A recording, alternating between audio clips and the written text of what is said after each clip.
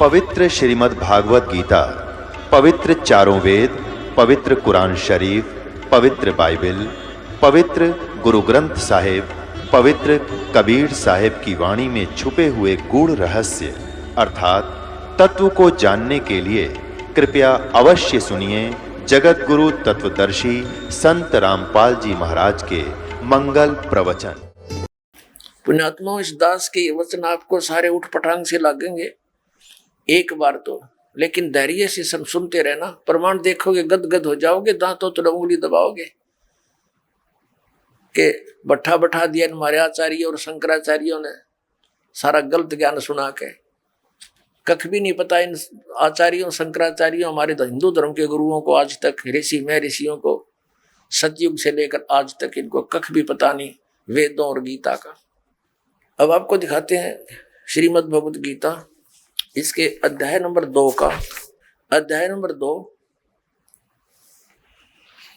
श्रीमद् भगवत गीता श्लोक नंबर 12।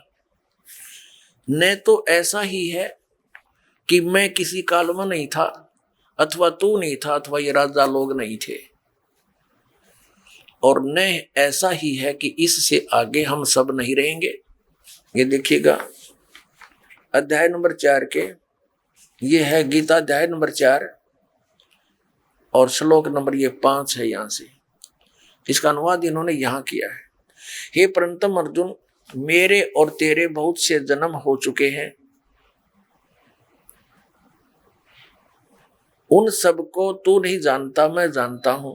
फिर यहां 9वें में क्या कहा कि ये 9वां श्लोक है 4थे अध्याय का। हे अर्जुन, मेरे जन्म और कर्म दिव्य अर्थात अलौकिक है। अब यहां क्या बताया है अध्याय नंबर 2 के,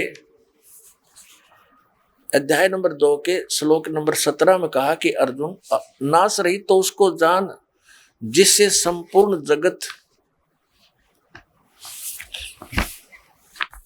व्याप्त है। इस अविनाशी का विनाश करने में कोई भी समर्थ नहीं है। यानी गीता ज्ञान दाता से अन्य है कोई जो वास्तव में अविनाशी है। गीता जी अध्याय नंबर 15 के श्लोक नंबर 1 से 4 और 16-17 में इन 3 प्रभुओं की जानकारी, 3 पुरुषों की। अब पहले आपको अध्याय नंबर 10 का श्लोक नंबर 2 दिखाते हैं। ये देखिएगा अध्याय 10 और श्लोक 2 में, मेरी उत्पत्ति को ये जो भी ये लिखते हैं प्रभाव माने उत्पत्ति को न देवता लोग जानते हैं, न मैं ऋषिजन ही जानते हैं, क्योंकि मैं सब प्रकार से देवताओं का और मैं ऋषियों का आदि कारण हूं। अब ये क्या स्पष्ट हो गया कि गीता ज्ञान दाता ये ब्रह्म है, सरपुरुष है। श्री कृष्ण जी में प्रवेश करके ये बोल रहा है, ये कहता है मेरा जन्म तो हुआ है, उत्पत्ति तो हुई है, लेकिन ये ब्रह्मा विष्णु महेश और ये ऋषि नहीं जानते, क्योंकि ये इससे ही उत्पन्न हुए हैं। ये इसकी संतान है, ब्रह्मा विष्णु महेश इस ब्रह्म के पुत्र हैं, और दुर्गा इन ब्रह्मा विष्णु महेश जी की माता है श्री दुर्गा जी। अब गीता ज्ञान दाता ने, ब्रह्म ने स्पष्ट कर दिया कि मैं नाशवान हूं, मेरी तो जन्म मृत्यु होती है, तो इसके साधक की भी जन्म मृत्यु होगी, क्योंकि ब्रह्मलोक में जाएगा, और ब्रह्मलोक में गया हुआ प्राणी फिर जन्म मृत्यु में आता है। श्रीमद् भगवत गीता अध्याय नंबर 15 के श्लोक नंबर 1 से 4 और 16-17 में 3 पुरुष बताए हैं। उल्टा लटका हुआ संसार रूपी वृक्ष है, इसकी ऊपर को तो जड़ समझो, नीचे को 3 गुण रूपी शाखा। अब गीता ज्ञान दाता ने केवल इतनी ही संकेत किया है, ऊपर को जड़ है संसार रूपी वृक्ष की, और नीचे को 3 गुण रूपी शाखा है। बस शेष के लिए बता दिया कि वो तत्वदर्शी संत बताएगा गीता जी अध्याय नंबर 4 के श्लोक नंबर 34 में, जिसके विषय में कहा है। और फिर उसकी पहचान बताई है गीता जी अध्याय नंबर 15 के श्लोक नंबर 1 में, कि इस उल्टे लटके हुए संसार रूपी वृक्ष को के सभी विभागों को जो जानता है स वेदवित, वो तत्वदर्शी संत है। ये देखिएगा 15वां अध्याय है श्रीमद् भगवत गीता का और प्रथम श्लोक है। इसमें लिखा है कि ऊर्ध्व मूलम, ऊपर को मूल, अधः शाखम, नीचे को शाखा, अश्वत्थम प्राहु अव्यम, ये संसार रूपी पीपल का वृक्ष अविनाशी कहा है। छंदासी यस्य पर्णानि, इसके पत्ते आदि शाखा आदि सभी इसके छंद हैं, विभाग हैं। ये तम वेद, जो उन सभी विभागों को जानता है, स वेदवित, वो वेद के तात्पर्य से को जानने वाला है, वो तत्वदर्शी संत है। इनका अनुवाद पढ़िए। आदि पुरुष परमेश्वर रूप मूल वाले, यानी संसार रूपी वृक्ष। पहले आप जी ये देखेंगे, ये संसार रूपी वृक्ष है। ऊर्ध्व मूलम, ऊपर को तो जड़ है, शाखा नहीं, जड़, और नीचे को ये शाखा है। ये एक संसार रूपी वृक्ष है, ये एक संसार रूपी वृक्ष जानो। अब ऊर्ध्व मूलम अधः शाखम, और जो संत इसके सभी विभागों को बता देगा वह तत्वदर्शी संत है। परमेश्वर ने 600 वर्ष पहले बताया था। अब समझो ये पेड़ है जो पृथ्वी से बाहर नजर आता है, इसको पेड़ बोलते हैं। तो परमात्मा कबीर जी स्वयं तत्वदर्शी संत की भूमिका करने आते हैं, सहशरीर आते हैं, जैसा कि वेदों में प्रमाण है। वो अपना ज्ञान उपदेश करते हैं। कबीर अक्षर पुरुष एक पेड़ है, निरंजन यानी सरपुरुष वा की डार, और तीनों देवा शाखा हैं, ये पात रूप संसार, और जड़ें गुप्त हैं, वो प्रोक्ष है। ये देखिएगा। अब यहाँ क्या बताया, अक्षर पुरुष एक पेड़ है, ये तो समझो अक्षर पुरुष तना तो इस संसार रूपी वृक्ष का, इससे मोटी डार निकलती है, उनमें से एक मोटी डार ये सरपुरुष है, ये अक्षर पुरुष है, इसको परब्रह्म भी बोलते हैं, ये अक्षर पुरुष है इतना। और इससे ये डार निकली मोटी, ये सरपुरुष, ये ब्रह्म समझो, सरपुरुष ब्रह्म ज्योति निरंजन। और इसके ये 3 पुत्र हैं, रजगुण ब्रह्मा जी, सतगुण विष्णु जी, तमगुण शिव जी, और पात रूप संसार। अब ये गुप्त है, ये परमात्मा स्वयं है।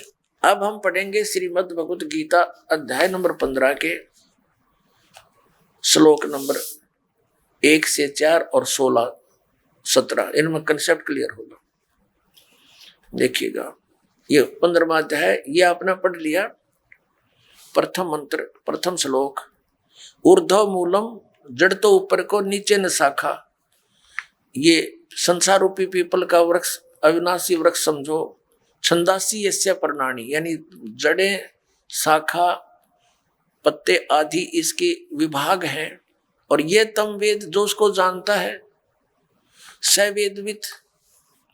अब देखो यहाँ है, आदि पुरुष परमेश्वर मूल वाले, इन्होंने अधः शाखा का अर्थ गलत किया है, ब्रह्मा रूप मुख्य शाखा कर दिया। नहीं, ये देखो दूसरे श्लोक में 2 बार अधः शब्द है, इसका यहाँ अर्थ किया इन्होंने। अधः माने, अधः माने नीचे, अधः माने नीचे, स्पष्ट है।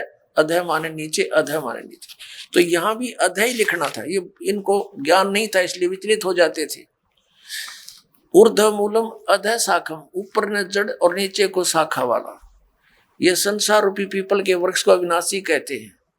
वेद जिसके पत्ते कहे गए हैं, उस संसार वृक्ष को जो पुरुष, जो व्यक्ति मूल सही तत्व से जानता है, जड़ से लेकर सभी भागों को तत्व से जानता है, सही जानता है, स वेदवित, वह वेद के तात्पर्य को जानने वाला है, अर्थात वो तत्वदर्शी संत है। जिसके विषय में चौथे अध्याय के 34वें श्लोक में कहा कि तत्वदर्शी संत के पास जाकर परमात्म तत्व के ज्ञान को समझ, उसके बाद जो वो कहे उस तरह करने से फिर वो प्राणी कभी लौट कर संसार में नहीं आते, उनकी जन्म मृत्यु सदा के लिए समाप्त हो जाती है। 15वें अध्याय के 1 से लेकर 4 तक का ये सारांश है। आगे क्या बताया है कि ये शाखा कौन है, रजगुण ब्रह्मा, सतगुण विष्णु, तमगुण शिव जी। देखिएगा, ये 15वां अध्याय हम पढ़ रहे हैं, हमने 1 श्लोक क्लियर कर लिया। अब दूसरा, इसमें लिखा है कि उस संसार वृक्ष की तीनों गुण रूप, तीनों गुण रूप, ये शाखा विषय पर वाला, विषय विकारों वाली, ये तो देव मनुष्य रखिए तीनों नाप लिखा है, ये शाखा है। अधः माने नीचे, ऊर्ध्व माने ऊपर फैली हुई है। मनुष्य लोक में कर्मों के अनुसार बांधने वाली भी ये मूलानी यानी मुख्य कारण है, नीचे और ऊपर फैली हुई है, सब जगह नहीं, केवल नीचे और ऊपर। अब यहाँ ये कंसेप्ट क्लियर करना पड़ेगा, अब ये स्पष्ट करना पड़ेगा कि रजगुण ब्रह्मा जी, सतगुण विष्णु जी, तमगुण शिव जी है। इसके लिए देखिएगा मार्कंडेय पुराण, ये मार्कंडेय पुराण, और ये कहाँ से प्रकाशित है? गीता प्रेस गोरखपुर से।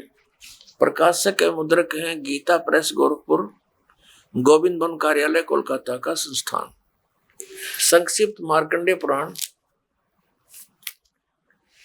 पृष्ठ 122 से हम प्रारंभ करेंगे। यहां लिखा है कि मार्कंडेय जी बोले, मार्कंडेय जी ज्ञान दे रहे हैं। अब हम 123 पर आ जाते हैं, 123 पर यहां आ गया। रजोगुण प्रधान ब्रह्मा, तमोगुण प्रधान रुद्र और सतो प्रधान विश्व पालक विष्णु है। यही तीन देवता है और यही तीन गुण है।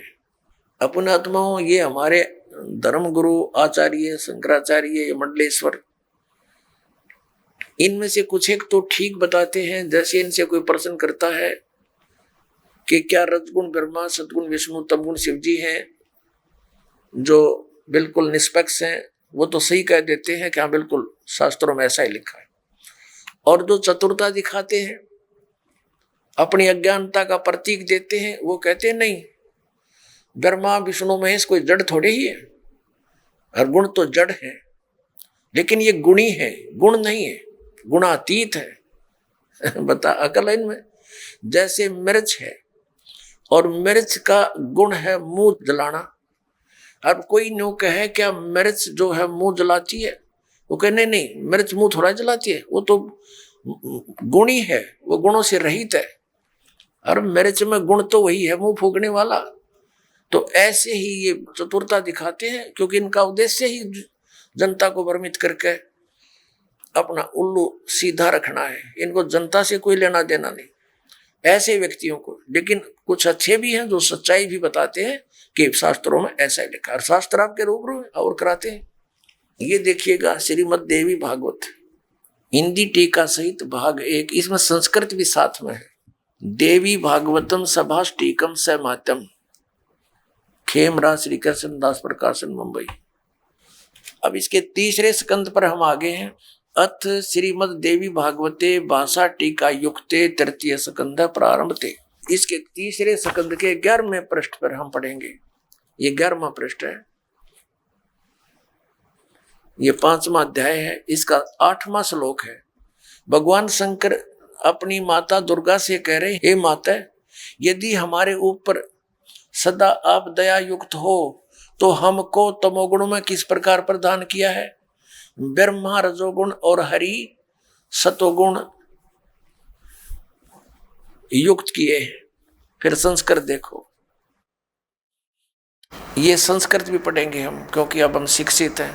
यदि दया धर्मना न सदा अंबिके कथम अहम विहित, क्यों मैं रच दिया, क्यों बना दिया तमोगुण, मुझे तमोगुण क्यों बना दिया? कमल जय, कमल से उत्पन्न होने वाले ब्रह्मा को रजोगुण संभव, क्यों रजोगुण उत्पन्न कर दिया? सुवित सुविहित है किमो सतोगुण हरि, और विष्णु जी को अपने सतोगुण क्यों बना दिया? इति सिद्धम रजगुण ब्रह्मा सतगुण विष्णु तमगुण शिव जी।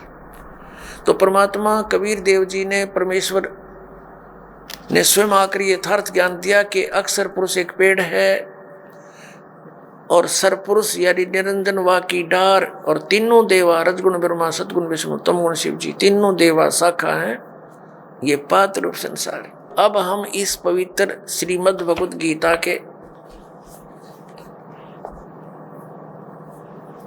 इन 4 श्लोकों को 1 से 4, गीता अध्याय नंबर 15 के श्लोक 1 से 4 और 16-17 को पढ़ेंगे।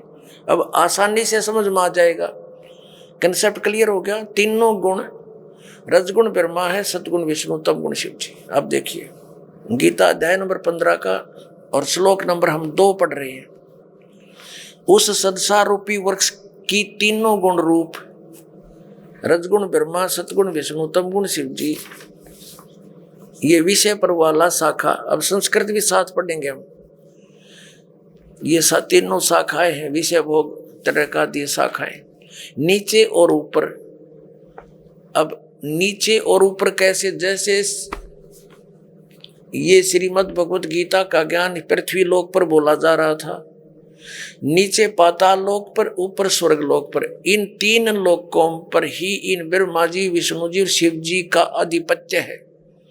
यहां तक इनकी एक एक विभागीय मंत्री समझो, ये इन 3 लोकों पर, ऊपर स्वर्ग में, नीचे पाताल तक इसकी इनकी रेंज है, इनकी जो है ना प्रभुता है, इनकी सीमा है, सर्वत्र नहीं। ये देखिए नीचे और ऊपर, सर्वत्र नहीं, ऊपर फैली हुई है मनुष्य लोक में, और कर्मों के अनुसार बांधने वाली भी यही मुख्य कारण है।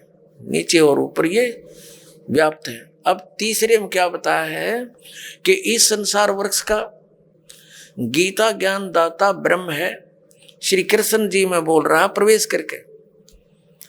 और ये क्या बताता है कि संसार रूपी वृक्ष की जो मैं जानकारी इस अध्यात्म ज्ञान में दे रहा हूं, गीता जी के डिस्कशन में, तेरी मेरी चर्चा में मैं कंप्लीट नहीं बता पाऊंगा, क्योंकि मुझे इसका पूर्ण ज्ञान नहीं है। देखना अध्याय नंबर 15 का श्लोक 3 पढ़ रहे हैं। इस संसार वृक्ष का स्वरूप जैसा कहा है वैसा यहां विचार काल में, तेरे मेरी चर्चा में, गीता जी के डिस्कशन में नहीं पाया जाता। यानी मैं नहीं जानता इस पूरे संसार के आदि और अंत को, संसार रूपी वृक्ष के यानी सब ब्रह्मांडों के बारे में नहीं कंप्लीट जानता, क्योंकि न तो इसका आदि और न अंत, और तथा न इसकी अच्छी प्रकार से स्थिति है।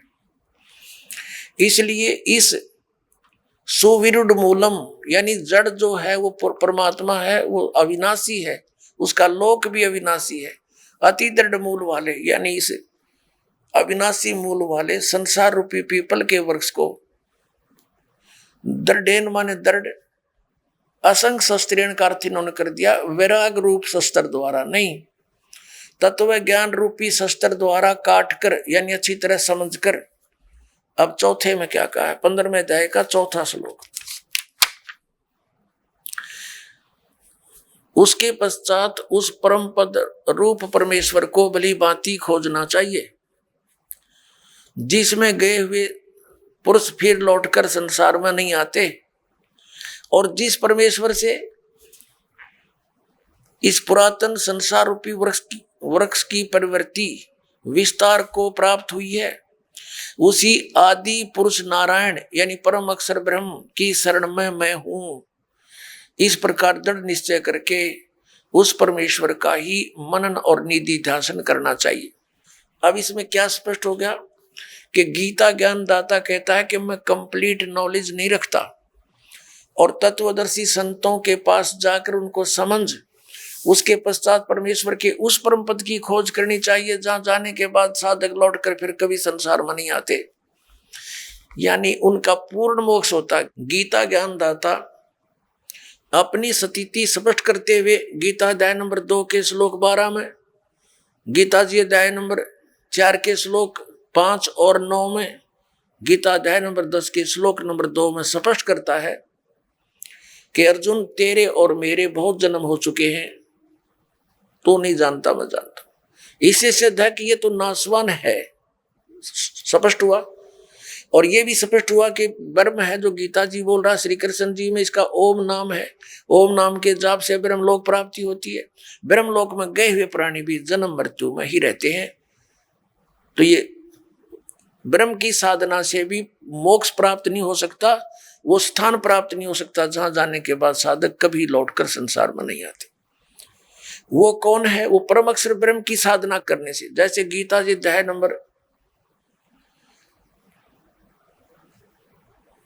नंबर 4 के श्लोक नंबर 25 से लेकर 30 तक गीता ज्ञानदाता ने कहा है कोई तो देवताओं की पूजा करता है, कोई केवल तीक्ष्ण व्रत रखता है, जैसे इन अहिंसावादी व्रत रखता है, जैसे मुंह पर पट्टी बांध कर नंगे पैरों घूमना, और कुछ स्वाध्याय ही करते हैं, जैसे गीता जी का नित्य पाठ कर लेना, वेदों का अध्ययन करते रहना। कोई प्राणायाम करता है, कोई केवल हवन यज्ञ ही करते हैं, और सभी अपनी साधनाओं को पाप नाशक जानते हैं।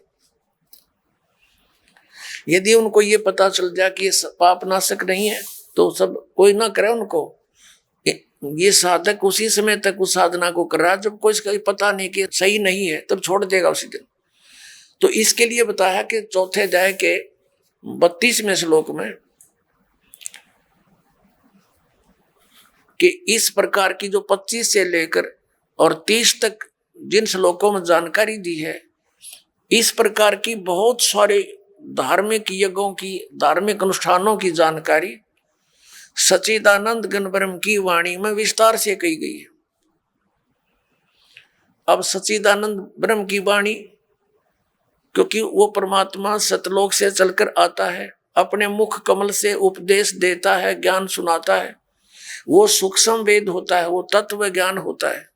तो वो तत्व ज्ञान है, उसके अंदर बहुत विस्तार के साथ ये अध्यात्म मार्ग बताया गया है, अध्यात्म ज्ञान कहा गया है। अब देखिएगा अध्याय नंबर 4 पर ले चलते हैं आपको पहले थोड़ा सा।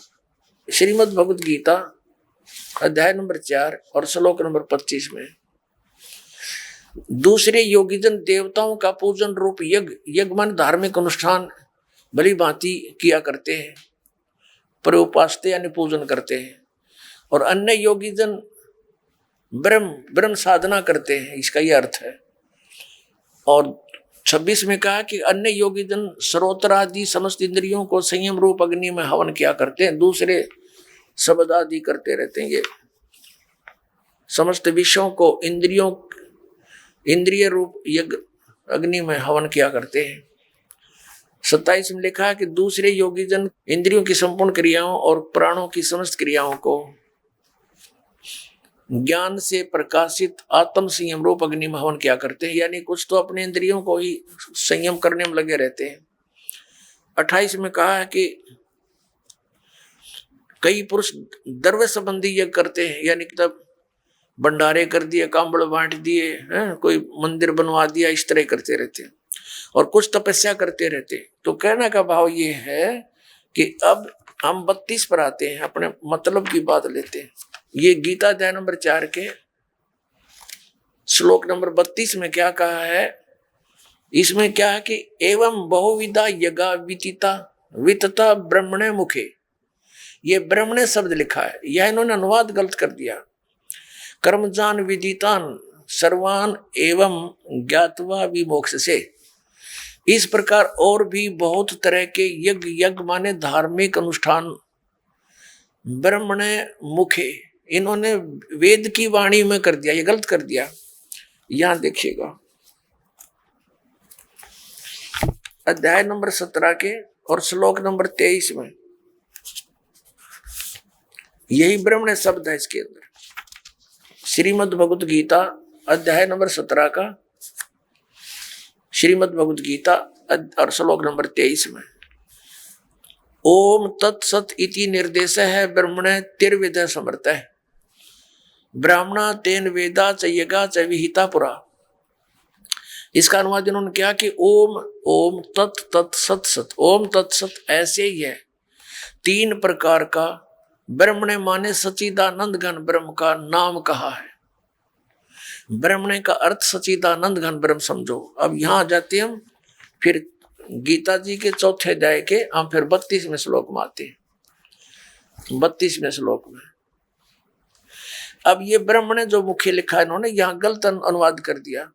इस प्रकार बहुत तरह के यज्ञ सच्चिदानंद घन ब्रह्म की वाणी में विस्तार से कहे गए। ये तत्व ज्ञान है सच्चिदानंद घन ब्रह्म, यानी परम अक्षर ब्रह्म सतपुरुष कबीर साहब सतलोक से चलकर आते हैं और अच्छी आत्माओं को मिलते हैं, तत्व ज्ञान बताते हैं, फिर उनके द्वारा बोली गई कबीर वाणी लिपिबद्ध कर ली जाती है।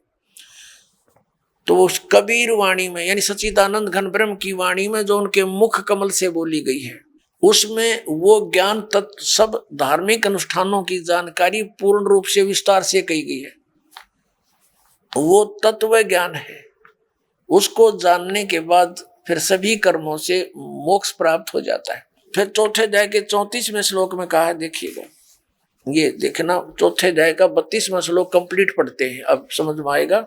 इस प्रकार और भी बहुत तरह के यज्ञ माने धार्मिक अनुष्ठानों की जानकारी, ये सच्चिदानंद घन ब्रह्म की वाणी पढ़ना, इसको ये गलत लिखा, ब्रह्म माने वेद नहीं हो सकता, ब्रह्म न मान सच्चिदानंद घन ब्रह्म की वाणी यानी परम अक्षर ब्रह्म की वाणी, इसको तत्व ज्ञान भी कहते हैं। मैं विस्तार से कहे गए हैं। उन सब को तू कर्म जान यानी नाम उठत नाम बैठत नाम सोत जाग बे, काम करते करते दैनिक कर्म करते करते उनका उसमें साधना होती है। कर्म जान मन इंद्रिय और शारीरिक क्रियाओं द्वारा संपन्न होने वाले हैं, वो उसमें लिखा वो काम करते करते क्रियाएं करते हैं। कर्म योग के द्वारा संपन्न होते हैं वो सब क्रियाएं। इस प्रकार तत्व से जानकर उनके अनुष्ठान द्वारा तो कर्म बंधन से सर्वथा मुक्त हो जाएगा। अपने आत्मा चौथे अध्याय के 34वें श्लोक में बताया वो तत्व ज्ञान को, ये चौथे अध्याय का श्रीमद् भगवत गीता, ये 34वां श्लोक है। उस ज्ञान को जो सच्चिदानंद घन ब्रह्म ने यानी परमेश्वर ने स्वयं आकर जो ज्ञान दिया, सुख संवेद, वो तत्व ज्ञान वो उसकी वाणी में लिखा होता है। और वो तत्व ज्ञान केवल वो संत ही जानते हैं जो उससे परिचित है। वो तत्व ज्ञान और तत्वदर्शी संत गीता ज्ञान से अन्य ज्ञान रखता है। यदि तत्व ज्ञान की जानकारी ब्रह्म को होती तो एक अध्याय और लिख देता, उसको ये ज्ञान नहीं था। अब यहां देखो, अब 34 में कहा, गीता अध्याय नंबर 4 के श्लोक नंबर 34 में कहा कि उस ज्ञान को जो सच्चिदानंद घन ब्रह्म की वाणी में विस्तार से कहा गया है, तो तत्वदर्शी ज्ञानियों के पास जाकर समझ, उनको भली भांति दंडवत प्रणाम करने से और उनकी सेवा करने से, कपट छोड़कर सरलता पूर्वक प्रसन्न करने से वे परमात्म तत्व को भली भांति जानने वाले ज्ञानी महात्मा तुझे तत्व ज्ञान का उपदेश करेंगे। अपने आत्मा ये दास अब कहाँ लाना चाहता है आप जी को? गीता जी अध्याय नंबर 8 के श्लोक नंबर 1 में अर्जुन ने पूछा कि आप जी ने जो 7वें अध्याय के 29वें श्लोक में बताया है कि तत्ब्रह्म को जानकर और सारे धातुओं से परिचित, सब कर्मों से परिचित व्यक्ति केवल जरा और मरण से छूटने का प्रयत्न करता। जरा माने वृद्ध अवस्था और मरण माने मृत्यु। तो 8वें अध्याय के प्रथम मंत्र में पूछा वो किम तत्ब्रह्म, ये देखिएगा, ये है श्रीमद् भगवत गीता अध्याय नंबर 7 और श्लोक नंबर 29, ये 29। यहाँ इसकी केवल संस्कृत है, आगे इसका अनुवाद है। जरा मरण मोक्षाय, जरा माने बुढ़ापा, मरण माने मृत्यु, मोक्ष माने छुटकारा पाने के अर्थ। माम आश्रित यतंती ये ते ब्रह्म तत्विदु कृष्णम अध्यात्म कर्म च अखिलम।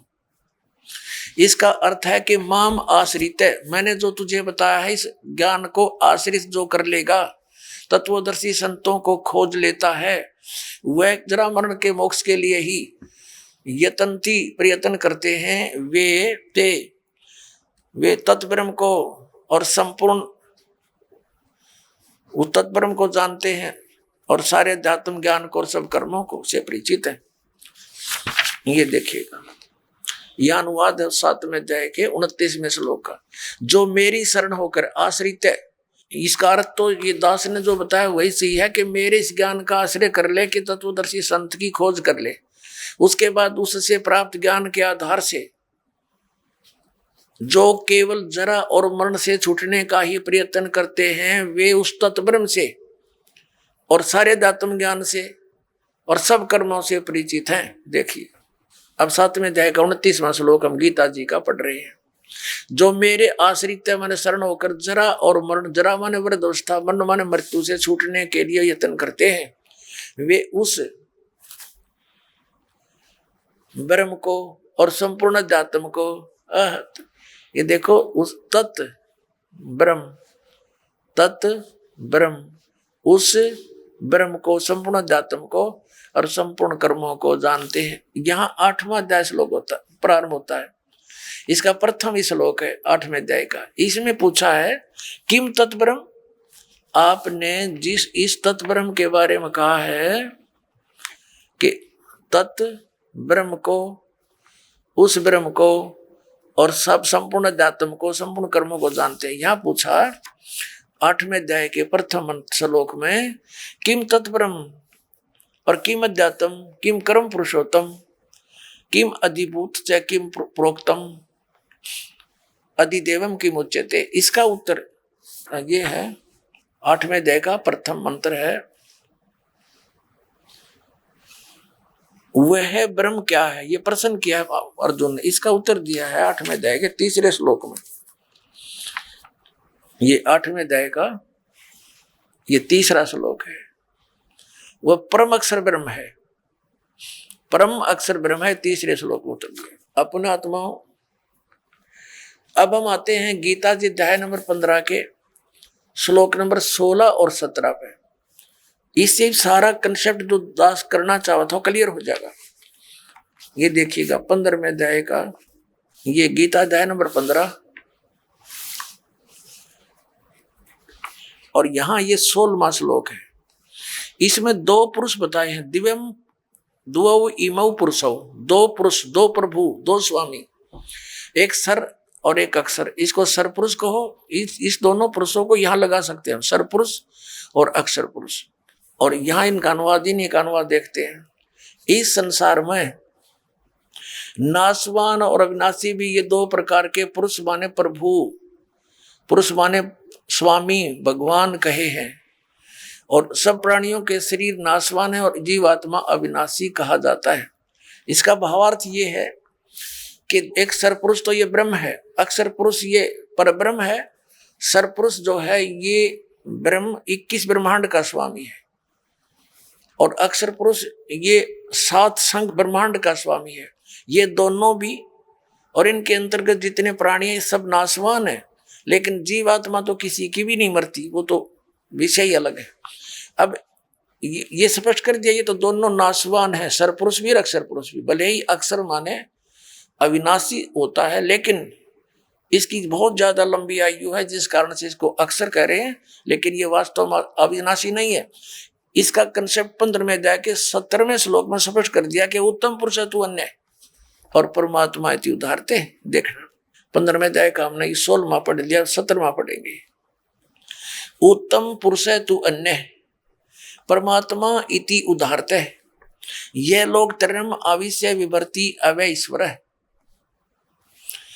उत्तम पुरुष यानी श्रेष्ठ परमात्मा तो इन दोनों से कोई अलग है। 2 पुरुष 16वें में कहे उनसे अन्य है, और जो तीनों लोकों में प्रवेश करके सबका धारण पोषण करता है। अविनाशी परमेश्वर परमात्मा इस प्रकार कहा गया है। अपने आत्माओं, अभी आपने उल्टा लटका हुआ संसार रूपी वृक्ष देखा, ये देखिएगा, ये उल्टा लटका हुआ संसार रूपी वृक्ष है, और इसके ऊपर न जड़ नीचे को 3 गुण रूपी शाखा है। तो जड़ से ही पूरे वृक्ष को आहार मिलता है। तीनों लोकों में प्रवेश करके सबका धारण पोषण ये मूल रूपी परमात्मा परम अक्षर ब्रह्म ही सब संसार का धारण पोषण करता है। ये संसार रूपी वृक्ष है। संसार रूपी वृक्ष की जो मूल है परम अक्षर ब्रह्म, ये देखो श्रीमद् भगवत गीता अध्याय नंबर हम 15 का और श्लोक नंबर हम ये 17वां पढ़ रहे हैं। उत्तम पुरुष है तू अन्य परमात्मा इति उदाहरत है। उत्तम पुरुष यानी श्रेष्ठ परमात्मा प्रभु तो कोई और है, इन ऊपर वाले से दोनों 16 वर्णित से अलग है, और उसी को परमात्मा कहा जाता है। यह लोक तरम आविष्य विवर्ती, जो तीनों लोकों में प्रवेश करके सबका धारण पोषण करता है, वो वास्तव में अविनाशी भगवान है, वो अविनाशी परमात्मा। ये देखिए उत्तम पुरुष यानी पुरुषोत्तम सही भगवान तो कोई और ही है, जो तीनों लोकों प्रवेश करके और सबका धारण पोषण करता, वो है अविनाशी परमात्मा। वास्तव में अपने आत्मा जो दास निष्कर्ष निकालना चाह रहा अब निकल रहा है। अब जो प्रसंग चला था कि विष्णु जी तो कह रहे हैं मैं दुर्गा से ऊपर किसी को नहीं मानता, मेरे आध्यात्मिक ज्ञान के जितना मुझे है, मेरे ज्ञान में दुर्गा से ऊपर कोई भगवान नहीं। और विष्णु जी कह रहे मैं दुर्गा की भक्ति करता रहता हूं। और हमारे आचार्य शंकराचार्य कहते हैं ये अपने स्वरूप की भक्ति करते हैं, ये किसी की भक्ति नहीं करते। कोई कह कुछ राम की भक्ति करता है, राम श्री शंकर की करता है। ये इनकी दंत कथा लोकवेद था। अब दुर्गा जी ने स्पष्ट कर दिया, वो कहती है ब्रह्म की पूजा करो, मेरी पूजा भी छोड़ दो। उसका ओम नाम है, ओम नाम के जाप से ब्रह्म लोक प्राप्ति होगी। गीता जी ने स्पष्ट कर दिया कि गीता ज्ञानदाता ब्रह्म है, उसका एक ओम अक्षर है, उसकी साधना करने वाला ब्रह्मलोक में जाता है। ब्रह्मलोक में गए हुए प्राणी फिर जन्म मृत्यु में आते हैं, ये सथाई मोक्ष नहीं। अब गीता ज्ञानदाता 18वें अध्याय के 62वें श्लोक में और गीता अध्याय नंबर 15 के 1 से 4 में और 18वें अध्याय के 62 और 66 में, इन श्लोकों में ये स्पष्ट कर रहा कि उस परमेश्वर की भक्ति करनी चाहिए, उस परम अक्षर ब्रह्म की, जो 8वें अध्याय के 3रे श्लोक में जिसके विषय में कहा है, उसकी भक्ति करनी चाहिए। उसकी साधना करने से प्राणी कभी लौटकर संसार में नहीं आता, परमेश्वर के उस परम पद की प्राप्ति हो जाती है।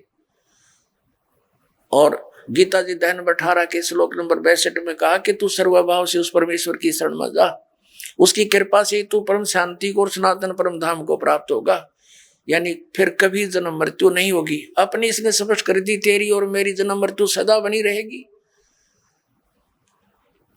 अपने आत्मा आज सुबह भी यही विषय रहा था, लेकिन जब तक ये ग्रंथ रूबरू नहीं हो जाते तब तक हमें विश्वास नहीं होता, क्योंकि हम दूध के जले हुए और छाछ को भी फूंक मार कर पीते हैं। तो दास चाहता कि आपको इतना दृढ़ कर दूं कि आप सदग्रंथों को देखकर बिल्कुल पक्के हो जाओ और फिर त्याग दोगे उन नकली गुरुओं, आचार्यों और शंकराचार्यों को, और अपना कल्याण कराओगे।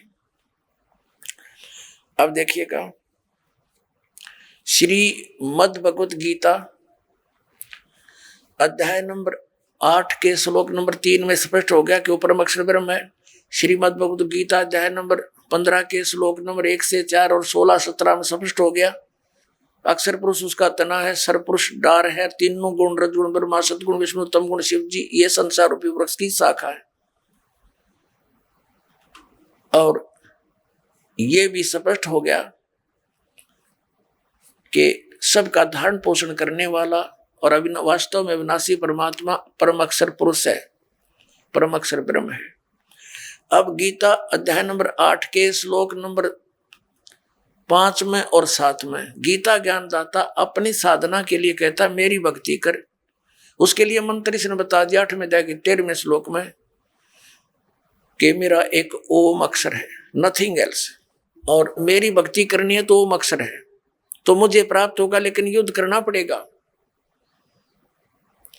और परम अक्षर ब्रह्म की शरण में जाना है, उसकी भक्ति करनी है, तो उसका मंत्र बता दिया 17वें अध्याय के 23वें श्लोक में, ओम तत्सत इति निर्देश है ब्रह्मण त्रिविध समर्थ है। ब्रह्मण माने उस परम अक्षर ब्रह्म के पाने की उसकी भक्ति का केवल ओम तत्सत इन 3 मंत्र के जाप का सिमरण करने का, 3 प्रकार से सिमरण करने का आदेश है, निर्देश। निर्देश माने फाइनल फैसला, नथिंग एल्स। तो उसकी साधना करने से तो वो 8वें अध्याय के 8, 9, 10 श्लोक में कहा कि उसकी भक्ति करेगा तो उस परमात्मा को, परम अक्षर ब्रह्म को प्राप्त होगा। उसकी साधना करने से वहां प्राणी चला जाता, जहां जाने के बाद फिर लौटकर संसार में नहीं आते। और ये हमारे अज्ञानी आचार्य शंकराचार्य, तत्व ज्ञानहीन प्राणी, मंडलेश्वर, ये कहते हैं हमारे धर्मगुरु के श्री कृष्ण जी अपने बारे में कह रहे हैं। हर इसमें कंसेप्ट क्लियर कर रखा है, 2 परमात्मा नारे नारे, 3 बोले हैं, 3 बताए हैं, लेकिन 2 का ही अधिक रोल है, क्योंकि हम सरपुरुष के लोक में रहते हैं और परम अक्षर ब्रह्म के लोक में हमने जाना है। उसकी साधना है, लेकिन बीच में एक थोड़ा सा इंटरफेरेंस है इसकी, अक्षर पुरुष के, इसके 7 संग ब्रह्मंडों से हमने पार कर होना है। उसके लिए इसका ये ओम तो ये सीधा ही मंत्र है ब्रह्म का, तत् ये सांकेतिक है अक्षर पुरुष का, और सत भी सांकेतिक और परम अक्षर पुरुष परम अक्षर ब्रह्म का।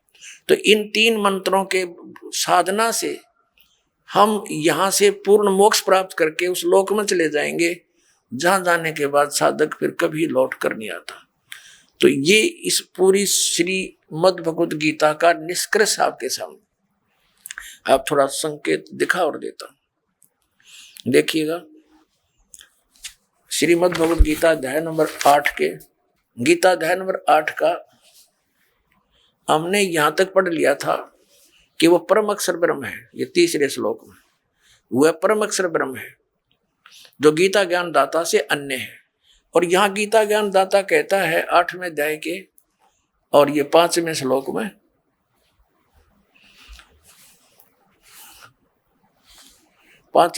में, कि जो पुरुष अंत काल में मुझे ही समण करता हुआ शरीर त्याग कर जाता है वह साक्षात मेरे रूप को प्राप्त होता है।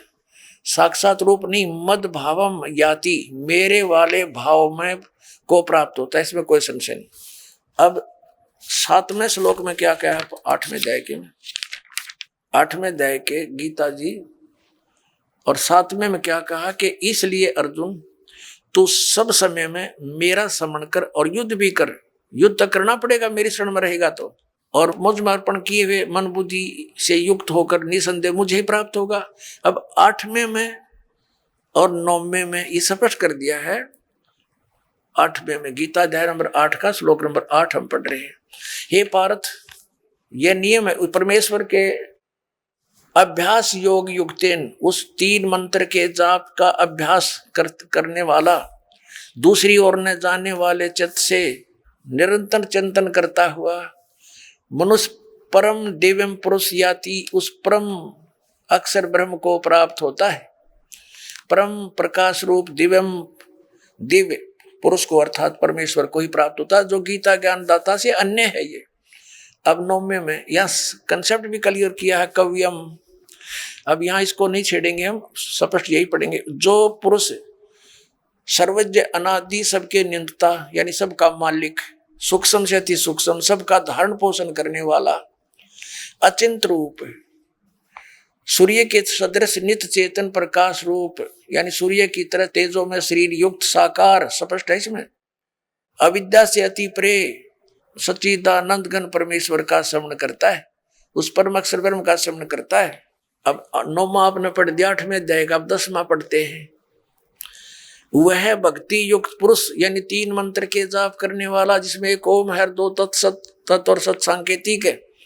वह भक्ति युक्त पुरुष अंत काल में योग बल से, योग माने साधना भक्ति की शक्ति से, भ्रकुटी के मध्य में प्राणों को अच्छी प्रकार स्थापित करके फिर निश्चल मन से स्मरण करता हुआ उस दिव्य रूप परम पुरुष परमात्मा को ही प्राप्त होता है। यानी गीता ज्ञान दाता से अन्य है वो परम अक्षर ब्रह्म, उसकी साधना करने वाला उसको प्राप्त होता है।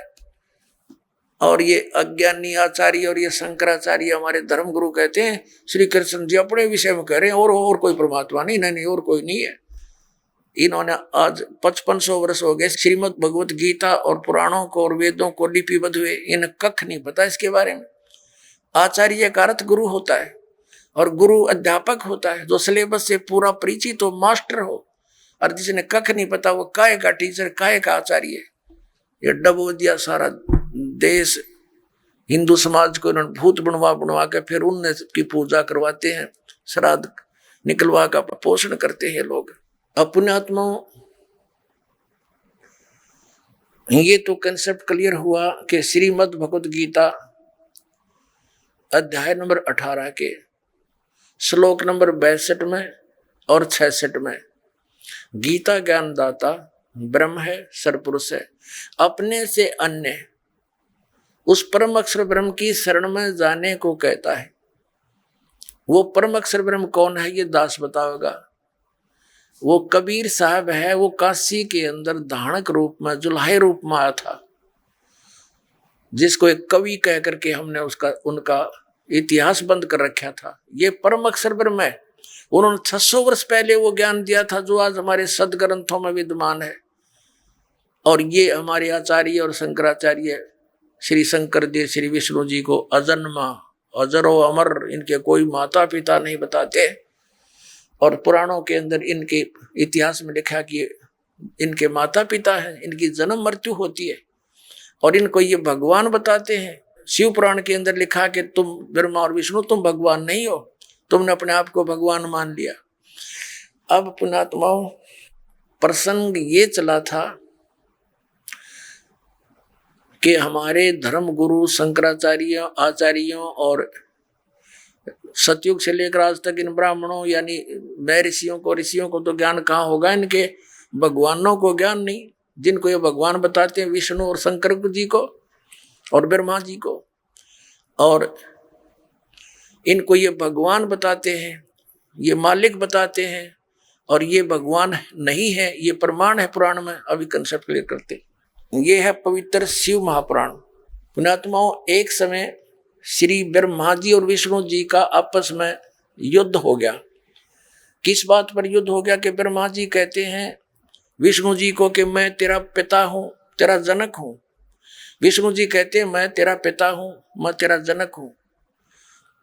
इस प्रकार दोनों का युद्ध हो गया।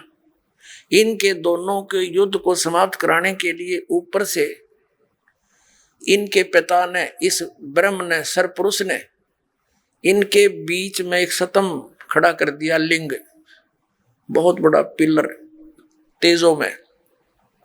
इन्होंने लड़ना तो छोड़ दिया, उसका और छोर खोदने लगे।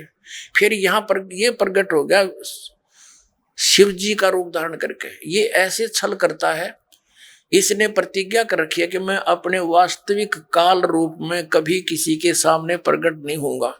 इसका काल रूप कौन सा है? गीता जी अध्याय नंबर 11 के श्लोक नंबर 47-48 में ये कहता है कि अर्जुन देख, ये है मेरा काल रूप, विराट रूप, और इसकी प्राप्ति ना वेदों वर्णित विधि से, ना जप से, ना तप से, ना यज्ञ से, किसी प्रकार से नहीं हो सकती।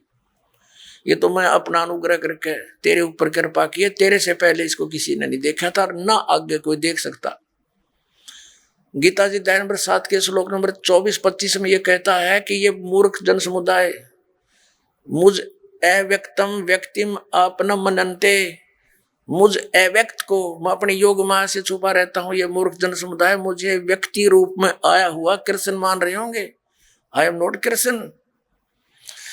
तो वो छुपा रहता है। छल क्या करता है, कभी विष्णु रूप का धारण करके किसी को दर्शन दे देता है, ऋषि को, साधक को, तो वो विष्णु जी की महिमा गाता है कि आप ही सर्वशक्तिमान हो, मैंने समाधि काल में आपके दर्शन हुए, आप छुपाए हो अपने आप को। ऐसे ही कोई साधक साधना कर रहा है ब्रह्म की, तो उसको ब्रह्मा के रूप में दर्शन दे देता है। वो कहता है ब्रह्मा जी, ये ब्रह्मा जी सर्वशक्तिमान है, ये छुपाए बैठे अपने आप को, और किसी को शंकर भगवान के रूप में दर्शन दे देते हैं। तो वो कहते हैं शंकर भगवान ही सर्वेश्वर है। तो इस प्रकार ये भ्रम फैला रखा था इस काल भगवान ने, और इसी के आधार से श्री ब्रह्मा जी श्री विष्णु जी को भ्रम हो गया कि मैं पालन करने वाला, ब्रह्मा जी का मैं उत्पत्ति करने वाला। अब श्री विष्णु जी को ये था कि तू मेरी नाभि कमल से उत्पन्न हुआ। ब्रह्मा जी कहते हैं मैं सारी सृष्टि का उत्पन्न करने वाला हूं, मैं प्रजापिता हूं। इन दोनों का युद्ध हो गया। तो तब ये आके खड़ा हो गया उनके पास और उनसे क्या कहता है कि तुमने अज्ञानता से अपने आप को ईश मान लिया, भगवान मान लिया, यू आर नॉट गॉड। ये दिखाता हूं आपको, ये देखिएगा श्री शिव महापुराण हिंदी टीका सहित भाग 1। ये श्री शिव महापुराण, इसके कौन है लेखक? विद्यावृद्धि पंडित ज्वाला प्रसाद जी मिश्र कृत हिंदी टीका सहित, खेमरा श्री कृष्ण दास प्रकाशन मुंबई। ये शिव महापुराण है। इसके हम विद्वेश्वर संहिता पर पहुंचते हैं। ये विद्वेश्वर संहिता 17 पृष्ठ नहीं, पहले हम आते 11 पृष्ठ पे। ये देखिएगा, ये 11 पृष्ठ विद्वेश्वर संहिता शिव पुराण अध्याय 6 में। यहाँ पर नंदी केश्वर यानी वो नंदी बैल बता रहा है भगवान शंकर का। नंदी केश्वर बोले कि हे योगेंद्र, एक समय विष्णु भगवान शेष सैया पर अपने गरुड़ आदि पार्षदों के से संयुक्त लक्ष्मी सहित शयन करते थे। उस समय ब्रह्म ज्ञानियों में श्रेष्ठ ब्रह्मा जी अपनी इच्छा से वहां आए। सब प्रकार सुंदर सेज पर शयन करते हुए कमल लोचन विष्णु जी से पूछने लगे, तुम कौन हो? मुझे देखकर अभिमानी पुरुष के समान शयन करते हो। वत्स बेटा उठो, देखो मैं तुम्हारा स्वामी आया हूं। आए हुए स्वामी का गुरु को देख कर दुर्मान करता है, वह उस द्रोही मूड का प्रायश्चित होना निश्चित है। यह सुनकर विष्णु जी के अंतर्मत क्रोध हुआ, पर ऊपर से दिखाया नहीं, परंतु बाहर से शांत रहे और बोले, बेटा वत्स ब्रह्मा। विष्णु जी बोले ब्रह्मा जी को, वत्स बेटा तुम्हारा मंगल हो, बैठो इस आसन पर विराजो। इस समय तुम्हारे नेत्र कुटिल और मुख वक्र क्यों हो रहा है? ब्रह्मा जी बोले, हे वत्स विष्णु, तुमको समय के प्रभाव से अभिमान है। हे पुत्र, मैं तुम्हारा रक्षक और जगत का पिता मैं हूं। विष्णु जी बोले, यह तो सब जगत मुझ में सतीत है, तुम चोर के समान किस प्रकार अपना कहते हो? तुम मेरी नाभि कमल से उत्पन्न हुए हो, इससे तुम मेरे पुत्र हो। इनका लठ बाज गया, ये गणी ना पढ़ावे आगाते। इनका आपस में लट्ठम लट्ठा हो गए, देवता फूल बरसाने लग गए। अक्षाबास मरो कटके, ये हमारे देवताओं के लक्षण देखिए।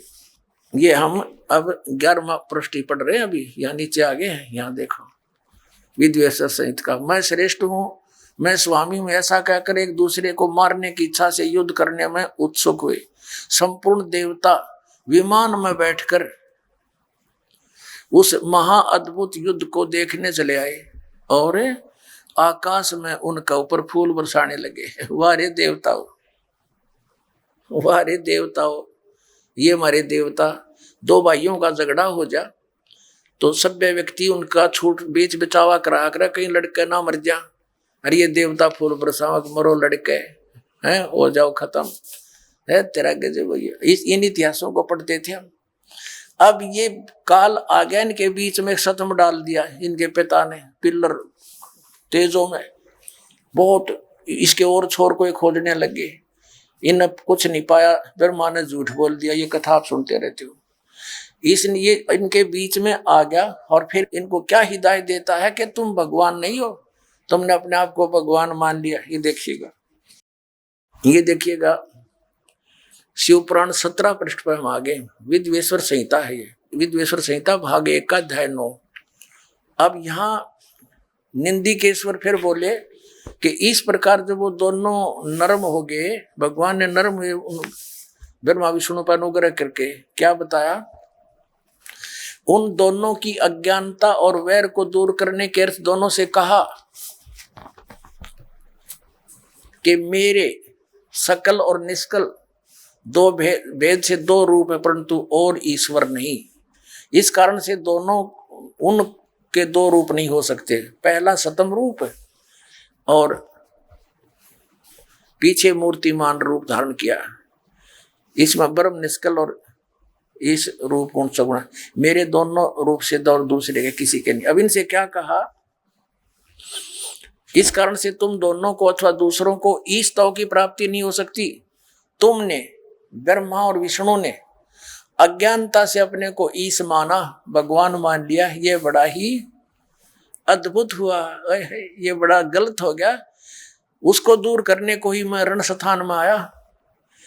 अब तुम अपना विमान त्याग कर मुझ ईश्वर में अपनी बुद्धि लगाओ। मेरे प्रसाद से लोक में सब अर्थ प्रकाश होते हैं। अब ये क्या कहता है कि मैं जगत का वर्धक होने से मैं ब्रह्म हूं। आप आगे दिखाता हूं आपको। प्रश्न नंबर 18 पर देखिएगा, पहले ये देखेंगे अध्याय नंबर 10 का, और यहां हम आ जाते हैं। हे पुत्रो, ब्रह्मा और विष्णु को कह रहा है इनका पिता ये ब्रह्म, काल रूपी ब्रह्म सरपुरुष। हे पुत्रो, यह कृत आपने तब से प्राप्त किया है जिसको सृष्टि की उत्पत्ति और प्रलय पालन कहता है। विष्णु और ब्रह्मा जी को इनका पिता ये काल कह रहा है कि तुमने ये कृत आपने तप से प्राप्त किए हैं, जो कि सृष्टि की उत्पत्ति और पालन का आता है, जो मैंने प्रसन्न होकर तुम्हें दिया। इसी प्रकार दूसरे 2 कृत रुद्र और महेश को प्रदान किए, परंतु अनुग्रह कृत कोई भी पाने को समर्थ नहीं है। अब इसमें दास तो कहना चाहा था कि 2 तो ये ब्रह्मा विष्णु हो गए और रुद्र और शिव ये 2 नारे हो गए, ये 4 हो गए, और 5वां ये बोल रहा है। ये 5वां जो बोल रहा है ये इनका पिता है, ये सरपुरुष है, और वहां ये शिव रूप में खड़ा हो गया इनके पास आकर। ये ऐसे ही धोखे से काम करता है, अपनी वास्तविकता से परिचित नहीं होने देता। ब्रह्मा और विष्णु ने शंकर भगवान मान लिया। अब आगे देखना ये क्या कहता है। ये काल जो इन चारों को संबोधित कर रहा है, वो कहता है कि मेरा ओंकार मंत्र है। अब हम 19 पृष्ठ पर आ गए, 18 पढ़ लिया। विद्वेश्वर संहिता अध्याय 10 ही चल रहा है, यहां देखना।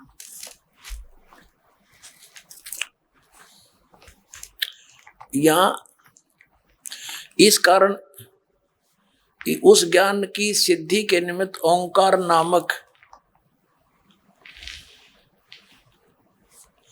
मंत्र जप करो, अभिमान को दूर करने वाला है, सोई निज मंत्र उपदेश करते हैं।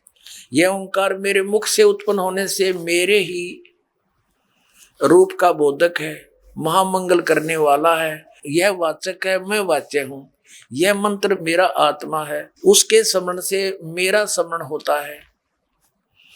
उत्तर के मुख से अकार, पश्चिम के मुख से उकार, दक्षिण के मुख से मकार, पूर्व के मुख से बिंदु, मध्य के मुख से नाद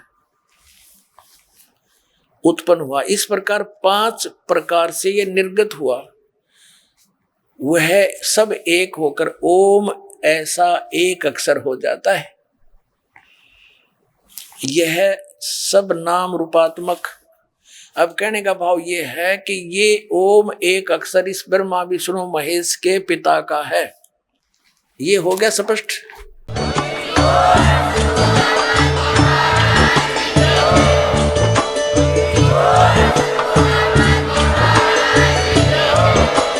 आप सुन रहे थे जगत गुरु तत्वदर्शी संत रामपाल जी महाराज जी के मंगल प्रवचन। अधिक जानकारी के लिए विजिट कीजिए हमारी वेबसाइट www.jagatgururampalji.org। संत रामपाल जी महाराज जी के शुभ आशीर्वाद से पूरे विश्व भर में 500 से भी ज्यादा नाम दीक्षा केंद्र हैं, जिन पर संत रामपाल जी महाराज जी द्वारा ऑनलाइन निशुल्क नाम दीक्षा दी जा रही है। अपने नजदीकी नाम दीक्षा केंद्र का पता करने के लिए संपर्क करें 8222880541।